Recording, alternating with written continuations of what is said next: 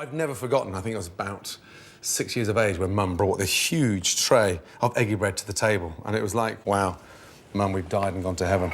Start off with a slightly stale bread, 4 or 5 day old loaf left over. If it's a fresh bread, then it absorbs too much of the egg, so therefore it gets soggy and you never get it fried and crisp.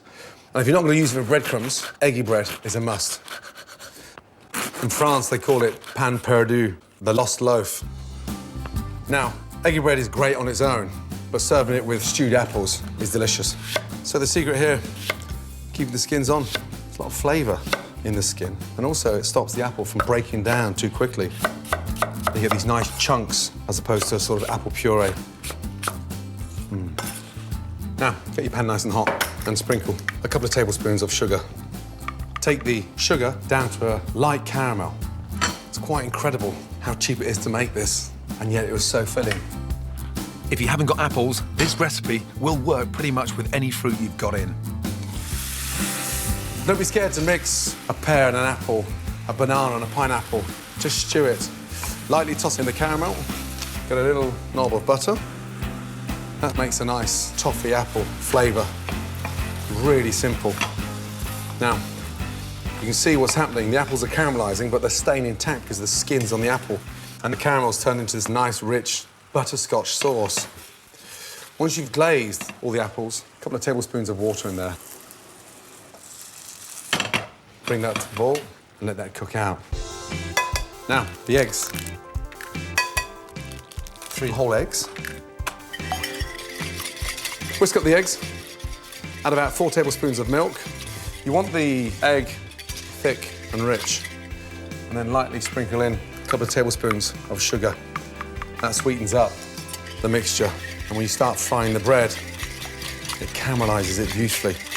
A teaspoon of powdered cinnamon. That gives the bread that really nice, spicy deliciousness.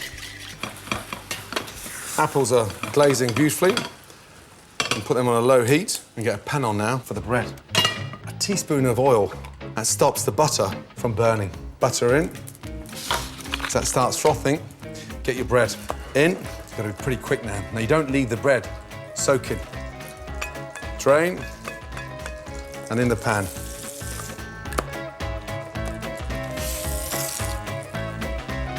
Once your eggy bread has browned, flip it over. 90 seconds each side. That butter gives that nice golden brown colour of that egg. Beautiful. Absolutely beautiful. It's quite remarkable, isn't it? A couple of eggs, splash of milk, leftover apples, and all of a sudden you've got this stunning breakfast. Now, my apples, they've all glazed beautifully. Get a nice spoon of that amazing juice and drizzle that over. Wow.